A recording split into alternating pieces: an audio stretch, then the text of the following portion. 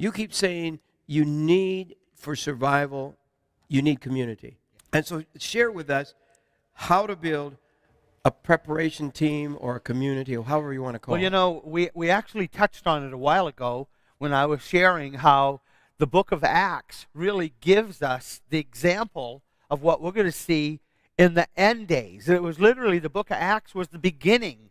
And now we're going into the end, and we're going to need the cell groups, literally the home cell, the in-home church. The church is going to go underground. We need to understand this. And people that are prepping for their family, for their little group, there's going to be mean people going door to door looking for people that have food. And they're not going to just take your food. They're going to take your life. And they're going to, just do things that we don't even want to talk about. So you need to have a group that each of you can look out for each other. So we need that community. In fact, I kind of came up with like 3 examples here that kind of help spell out how this works. And what I put down was, you have one family where they're strong as gardeners. You have another family that are strong in preparing, food for health food. So, okay? When I've said, know a farmer, find a farmer, take a farmer to lunch, so because someday you're going to need him. Don't wait till that all hell's breaking loose to know the farmer.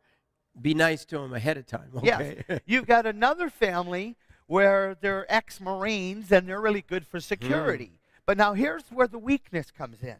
You have the farmer that hasn't prepared, other than the fact he knows how to grow food.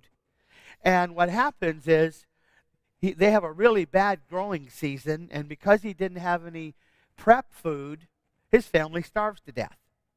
Well, then you have the prepper who had the prep food, and he didn't have any security to be able to protect his prep food, and he didn't know how to garden, and he runs out of food, and they end up dying. And then the third guy, he's Rambo, ex-Marine, and he's got all of the implements of being able to protect himself, but he doesn't know how to garden, and he didn't store enough food. So what happens is, he's going to have to try to go out and forage, but he's going to run out of food because they said during the Great Depression, all the animals disappeared in a couple of months. Ooh. So even this ex-Marine's going to end up in trouble. But the 3 of them come together. You've got somebody that had the resources to store food. He goes and partners with somebody, another family that knows how to garden, and then partners with somebody else that knows how to secure your home. And this group of 3 families, they're sharing resources. One is sharing skills and helping everybody to garden.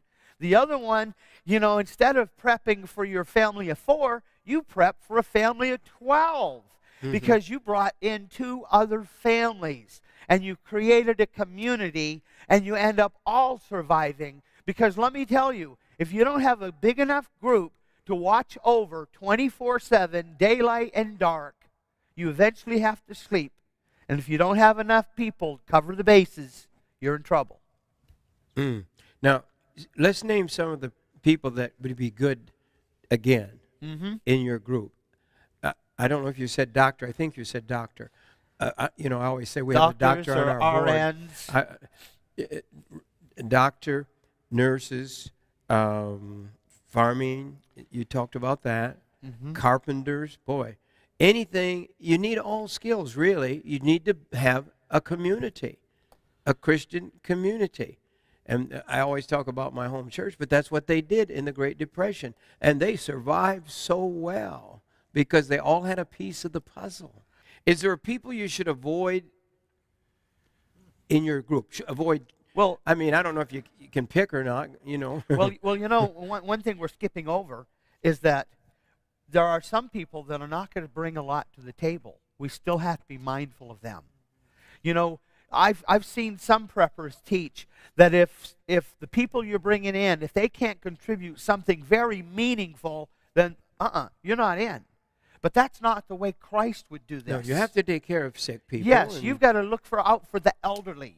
You've got to look out for kids. Kids are not going to be able to do an awful lot. They might be able to help a little bit. so you've got widows to consider that don't have husbands to take care of them.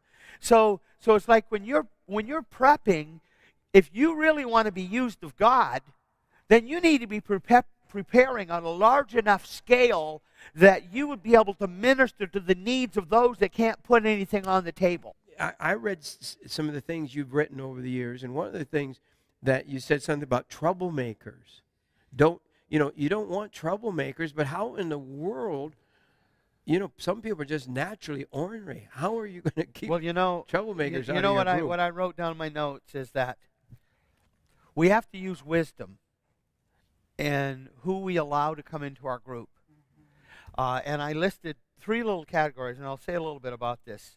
I listed troublemakers, complainers, and those that are lazy.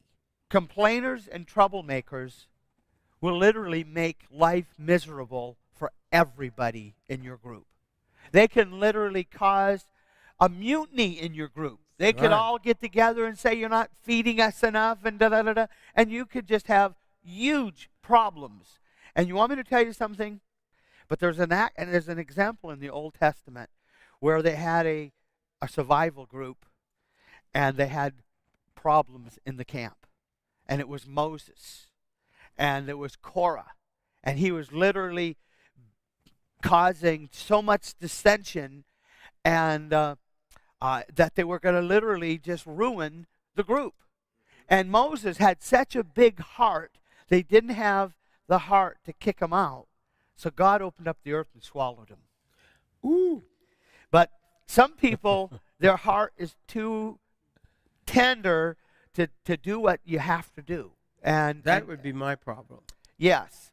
But the truth of the matter is you could just totally ruin your whole group. So there might be people that might come to you and say, I want to be part of your group.